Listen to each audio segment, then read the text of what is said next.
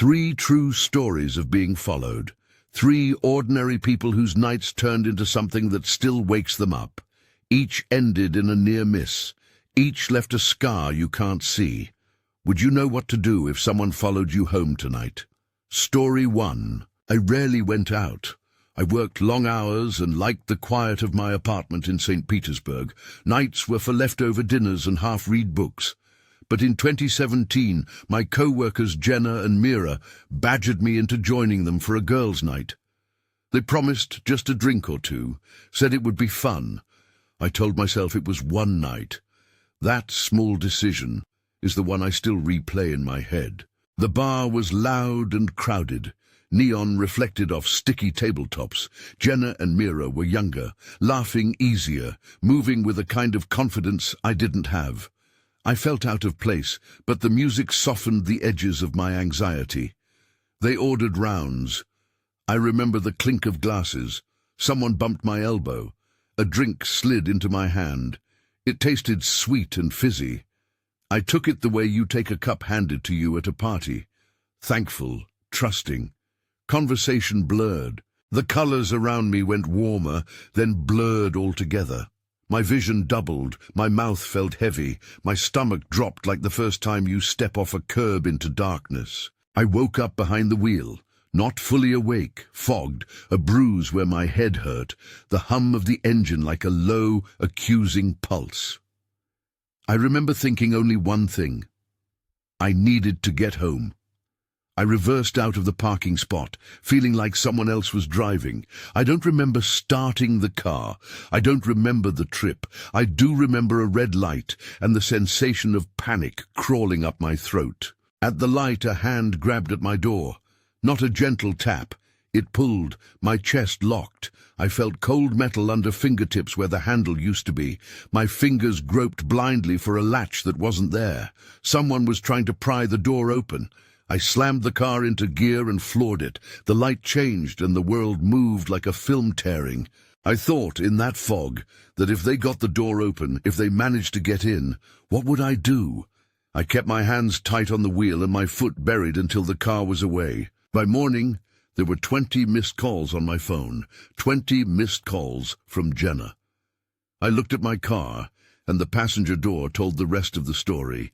Scuffs, a mangled handle, teeth marks in the paint, as if something had been levered against it. There were streaks in the vinyl where someone had tried to force it. I took pictures. I sat in my kitchen and waited for the nausea to stop. The evidence was small and ordinary and horrifying. A missing handle, a scratched door, calls that said more than any voice could. When I finally spoke to Jenna, she sounded casual, like it had all been part of the night, like it was something to laugh off. She said the drinks weren't meant for me. And there it was. The only time I had trusted the night, the people who'd been beside me were partly responsible for the thing I feared most. There was no dramatic confrontation. There was a dismissal that felt like a punch. I cut off contact. I changed routines. I learned to watch my drinks and my surroundings in a way I hadn't before. I learned that instincts are small, quiet things that you ignore at your peril. The months after, I replayed the red light 1,000 times. I pictured hands on my door.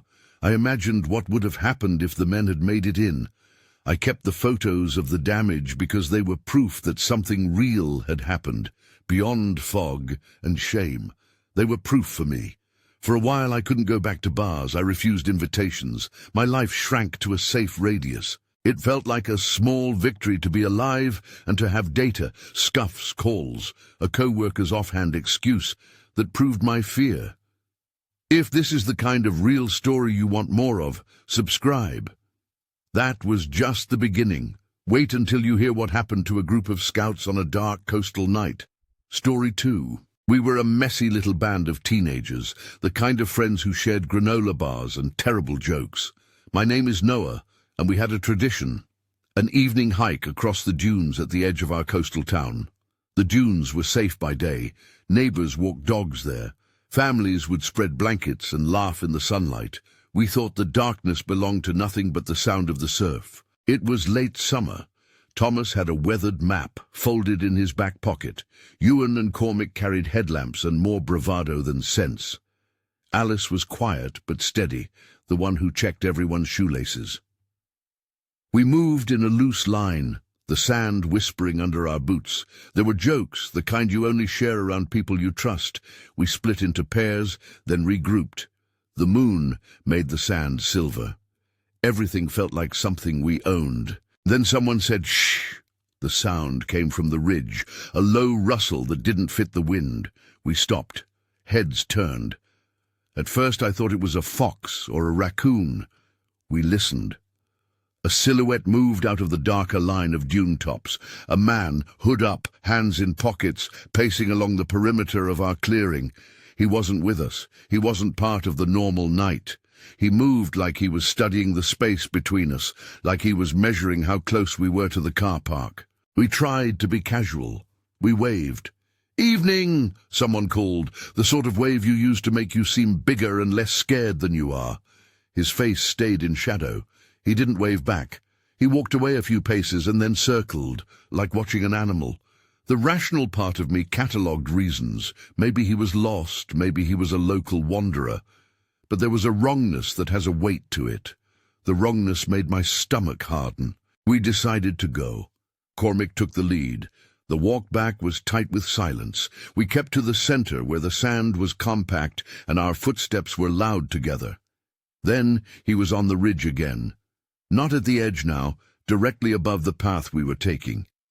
He stood there looking down at us. The moon caught the flash of something in his hand. I saw the way it glinted, and my throat closed. I didn't see the blade clearly, but I saw the way his hand was positioned and the way he moved. The movement said a knife, even if I couldn't name it.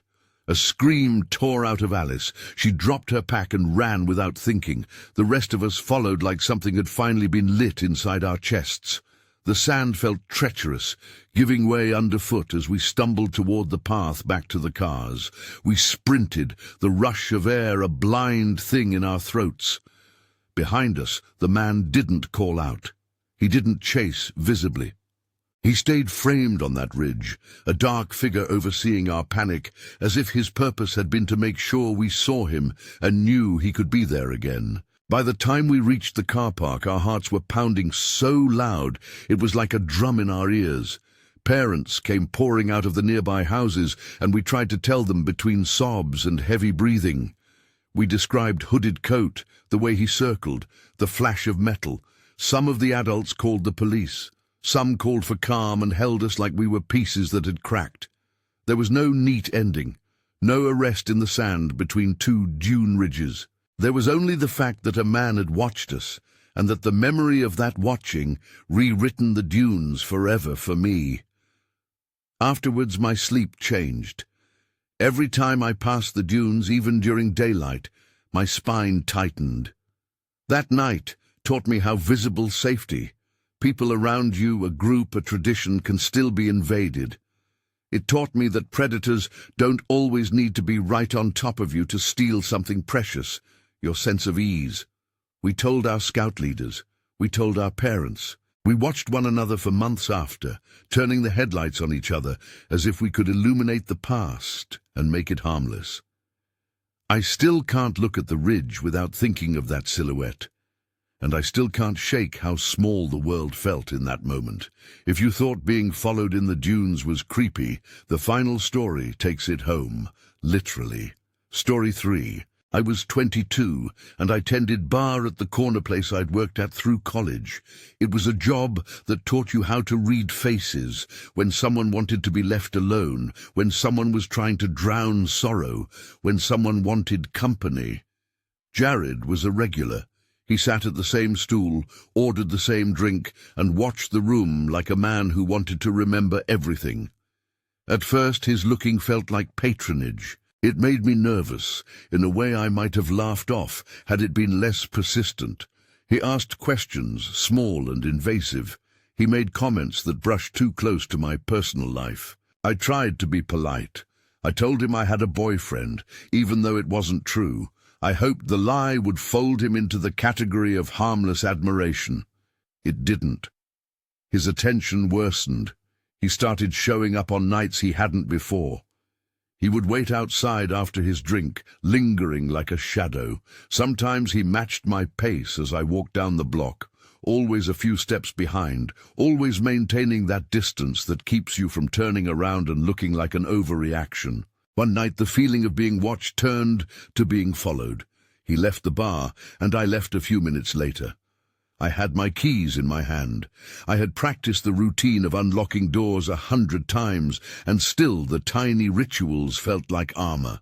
Look down the street, check the sidewalks, put the key between your fingers so you could use it like a tool.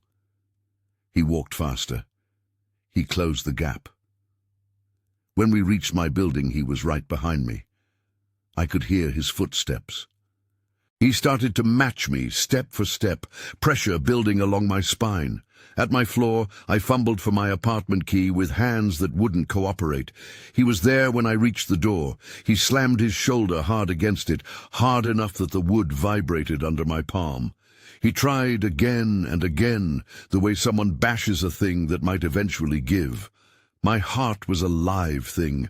I remember the panic like a physical thing that filled my throat. A neighbor came out. I don't know their name.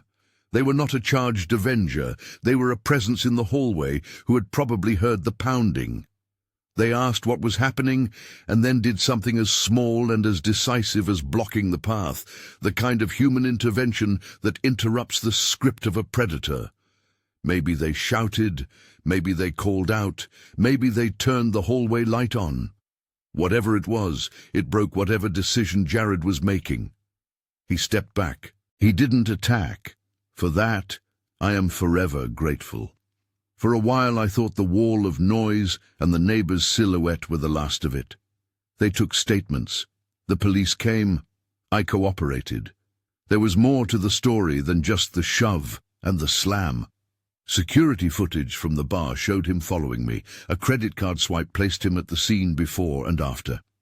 The pieces of evidence were small and ordinary, timestamps, a neighbor's memory, a card imprint. But they were enough. A temporary restraining order was granted. Charges were forwarded to prosecutors. I was told the legal system had started to move, though I didn't know how far it would go. It was a relief, and a hollow one. The danger didn't magically disappear. I stopped walking home alone. I asked for rides. I sat with friends until it was too late to be alone.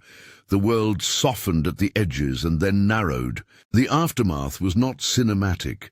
There was no dramatic arrest in the hallway or a courtroom confession on TV. There were phone calls and paperwork and the slow work of law. There was fear that threaded through ordinary days. I thought about the things I had done to try and keep myself safe. White lies about a boyfriend, practiced key grips, and how none of those small acts would stand up against someone who chose to follow. But the neighbor mattered. The footage mattered, the card swipe mattered, the restraining order mattered. Those were the things that made the world try to take a stand on my behalf. They weren't perfect, and they weren't a guarantee. They were, at least, a pushback that let me sleep some nights. Closing. 3 stories. 3 different nights. 3 lives rearranged by the simple, corrosive act of being followed. In a bar, at a red light, on a sand dune, ordinary moments were interrupted by the kind of attention that is meant to unsettle and escalate. The lesson is not a neat moral or a checklist. It is uglier and quieter. Trust that small internal radar that flares when something is wrong. Document what you can. Tell someone. Carry the facts, photos, calls, names, even when the memory hurts to look at. If you can, get a witness. If someone steps between you and danger, remember their face. If the law can be a tool for you, use it without shame. We are not to blame for being followed. We are not to be told we overreacted when our bodies read danger. Predators look for patterns in ordinary life. They find places where routine and trust make people vulnerable. That does not make victims responsible. It makes the world a place that needs better care.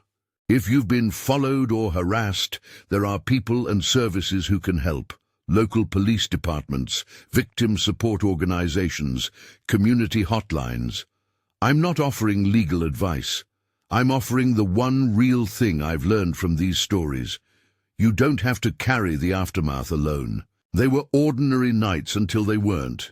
They were people I could have sat next to at a dinner party, neighbors I waved to over fences, co-workers who seemed like friends. The fact that all of this happened so close to ordinary life is the thing that keeps me awake. The question at the core of these three stories is the same. What would you do if someone started following you? Think about that. Talk to someone about it. Keep watch for one another. If this touched you, if these stories matter to you, subscribe, share this video with someone who needs to hear it, and watch another true story video next. Stay safe and look out for each other.